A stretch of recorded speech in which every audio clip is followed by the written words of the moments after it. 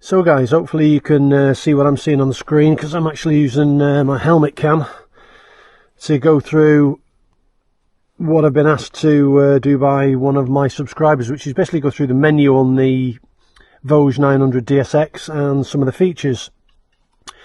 So what I'll try to do, I'll try to go through the menu pretty quick and show you some of the features. First of all, before you start going through any of the main features like navigation, phone calls, etc., you're going to need to download the Voge Global app. And once you've downloaded the Voge Global app, within the Voge Global app you'll get access to the owner's manual, the PDF manual. Once you've got the PDF manual open, then you'll be able to follow the instructions for setting up your Bluetooth connections, and for the mapping on the bike from your phone you'll need 2 Bluetooth connections. It shows you how to do them. And under the seat on the camera connection for the front facing camera, there's also a Wi-Fi connection that you'll need as well. So I'll go through all the different things that are on this and you can see them, but obviously download the application first, follow the instructions, and that will show you how to do it. So basically on the dash itself, on the handlebars on your left hand side, you've got a joystick system, up, down, right, left, enter and return. So using that joystick system that's on the dash, what you basically need to do is to get into the main system. I'm sure a lot of you will be familiar with the dash layout on this. You've got the time on the left at the top.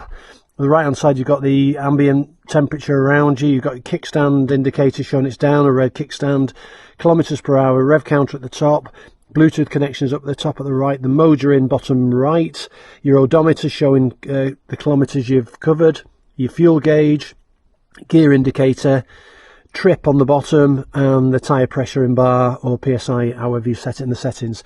So we'll basically go through it quite quickly. So first of all, press enter on the joystick on the left hand handlebar, and first thing you'll see is settings. So if you press enter again, that will take you across to the next series of screens on the left hand side. So first of all, you've got language. You can pick any language you want. To pick a language you press right again and then scroll down through the language and tick it. To go back you just press return to go back again, but you go across again to that side. So you've got languages first, then we've got units, which are kilometers or miles per hour, depending on which you're familiar with or which you use in your country. You've got the next one down is trip reset, for resetting your trip and putting the old trip in the bin. You've got the time settings are next. It gives you your date, month, year and time. Next one is your Bluetooth settings, whether you have them on or off, so you can tick on or off on the right hand screen. So if I go over to the right hand screen, shows I'm ticked on, return to go back. Next one down is your tyre pressure monitoring system, TPMS, and that shows that it's active on both channels, and it shows the ID of the rear and the front tyre. The next one is phone book sync. This is one of the first things you need to do when you set up your Bluetooth connection and your bike itself. If you don't want to give any information setting up your bike, you're pretty much going to just have basic settings. So you've got to give access to your phone book to get calls coming through to your phone and to your screen, so it's hands free. You've also, when you put the maps on, you've got to give access to your phone book for mapping, and also the company that does the mapping is a Californian company. You have to give credit card details when you set it up. Now, this isn't a big thing, it's a secure site, and when I looked into it extensively, basically when you use over something like ridiculous like 400,000 map routes, which is nearly 500,000, you then get charged a monthly fee, which you're never ever going to hit. It's basically a developer type thing, and you're never ever in the lifetime of using this bike going to hit that 400,000 trips, I wouldn't think. And even by then there may be different software out, but yeah, we'll carry on with what I was talking about. So the next one down is cruise control, and you can set that on or off. The cruise is on the handlebars on the left hand side, actuated with this button that I'm touching now. To activate it you push left, then you get an activation on the dash. To set the speed you pull it back at what speed you're doing. Touch anything, then it knocks the cruise control off. To reactivate the preset speed you push forward and it'll accelerate back to that speed. While you're doing that you get notification whatever gear you're in, whether you need to change up or change down. Changing up and changing down knocks the cruise off, so you need to push forward to reset it again once you're going into a higher gear. Pretty straightforward, works absolutely perfect. So the next thing is radar. So when we go down again, if I press the right button, radar. Again, the radar's on the back of the bike, and it sends a signal through to both mirrors to give you a warning of a blind spot hazard.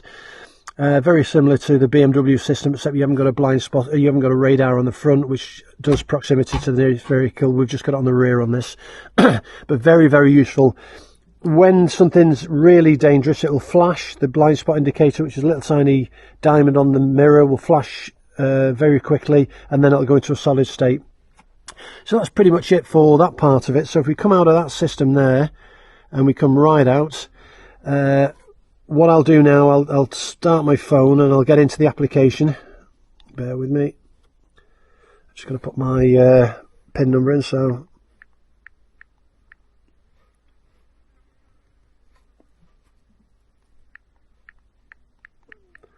we're in there. So you go to the Voge app that you need to have downloaded. If I can find where I've put it. Bear with me, guys. That many things on this phone, it's crazy. There we go, Voge Global. So the Voge Global app, when you've got it all installed, you're going to get to this sort of screen. Current trip history, navigation, shows Bluetooth indication on the right hand side. It shows your bike, what you've done, and once it's connected up and running, it gives you a lot of stats what you're actually doing. First of all, the onboard camera. If you click the onboard camera icon, you then get to this page where you've got the DVR, you've got your album and ad recorder. So if you click on Ad Recorder, it'll open the camera up, and you can see the preview in the front of the bike there. If I stand up over the top and wave my hands, you can see my hand in front of the camera, and that's continuously recording, so it overwrites the card that's in there once it's full and keeps recording. On the handlebars, you've got a camera button which is out of view. It's just further over from the mode button, and that is if you see anything really precarious or dangerous, you can take an instant photo shot of that thing that you're seeing. You can see it's recording all the time. I can press stop recording and it'll stop the recording. It's stopped on the dash now, you can see, but as soon as you reset the ignition, that'll start again. You can go to videos and it'll load the files of everything that's pre-recorded. And basically you can set increments from a minute to 5 minutes. So each of these different data files you can go through, it'll give you a time and a date.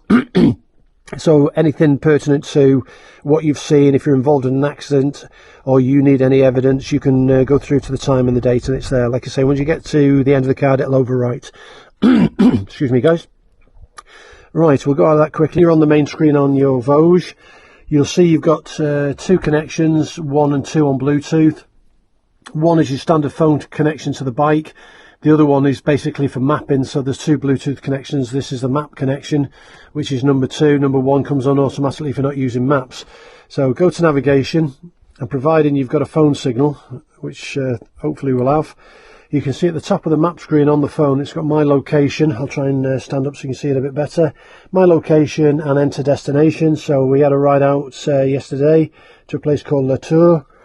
I'll put that in. Hopefully now we've got a signal, we've got a 4G signal, so it's come up. So it's showing 2 routes to that location: 2 hours 2 minutes, 80 kilometers, and 2 hours 11 minutes, which is 100 kilometers, 0.8.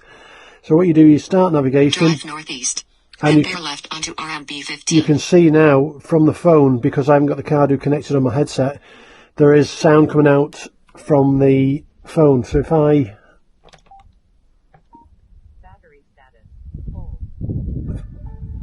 I connect my Cardo on the side of my helmet, and we should be connected. Yeah, phone connected, so connected to the Cardo. So connected to the system, the whole system's connected up. So you can see 2 hours 2 minutes, 81 kilometers. So what you basically need to do now, you're looking at the dash, there's no change on the dash, and if you press any of the buttons, they just send you into the settings like before. What you need to do, guys, is press the down button on the joypad. Press the down button. Now you can see in front of us on the screen, we've got remaining mileage 80.7 kilometers. We've got a left turn in 359 meters, arrival time 16:30, and then at the bottom of the screen, because you're not using your main screen, everything changes. Your time and your data up at the left. Your speed is in the middle, kilometers per hour. This little green thing that's to the left of it is actually your rev counter, and it shows in a rev bar, and it shows underneath like 3.5, 3.6 for whatever revolutions you do in a minute. This is our current temperature. Ensign parked under a bush by a store where I've got my old Ducati, trying to keep out the heat. So you can see temperature, see the Bluetooth connections are connected, and like I said, you can see the revs per minute there, 0.0 at the moment. So that gives you the rev per minute, and you've got a rev bar at the side. Arrival time, like I said before. Everything else is there, showing the screen recorders recording. You've got your trip meter down at the bottom. You've got your temperature scale. You've got your side stand indicator, just like you have on the normal, but everything's more condensed. So yeah, guys, basically that's it. So your fuel gauge is over this side instead of being a bar. It's over on that side. Now we'll come out of that. We'll step out of that. So what you would do, basically, you can do it two ways. You can have your phone connected and plugged into the USB, so you're charging your phone. Or you can put your phone away in your pocket, providing you've got a Bluetooth headset, either Bluetooth earbuds or connected by a Qadu. It doesn't matter, it works either way. To get out of the main screen that you're on there now, if you press down again, return I should say, on the joystick, it'll take you back to the main screen. So you can come in and out of the navigation system if you want to, and then you can go back into it simply by pressing on the bottom again. So pretty straightforward. Like I say, you need to download the Voyage Global app. Once the Voyage Global app's downloaded, go to the PDF manual, have a good read through that, and it goes step by step through setting it up. It's pretty straightforward, although it seems complicated. If you're setting it all up, do it on the phone that you're going to use most of the time. It doesn't like swapping between phones, so this is my weekend phone, my iPhone, but whenever I go out on the bike I use this phone, so it doesn't really matter. When you're setting up the maps, there's a map configuration within the app itself, so you click on map configuration within the app. And what you need to do is you need to go to the developer's site, which again you're given a link to and a code to. You go to the developer's site for the maps. You create an account and a password. Very, very simple. Once you've created an account and a password, at the bottom of the page it says generate a code, and you need the code for your map to link your map into your phone and to the bike. You generate a code, copy that, store it in notes on your phone. So you've got it safe. Store all your details if you're logging into the map app. And once you've got that code stored as a copy and paste storage, go back into your phone, go back into the Voyage app, go into navigation or into settings, and go map configuration and copy and paste that code into there, and then your maps will be just fine to go. So the last thing and the ultimate thing, and I'll have to stop the video again and pop in and get my other phone to try this. I'll phone my phone on the bike, and you can see how the interchange is between the phone coming up on the dash and the buttons on the left hand side. Yeah, so guys, the final part of the puzzle, I'll go back onto the main screen, and providing I've got a signal, we should be able to phone from one phone to another. So I'll just unlock this out of the way, get out of that. I've got a phone book, my phone, and providing we've got a signal, so I'll phone my phone now.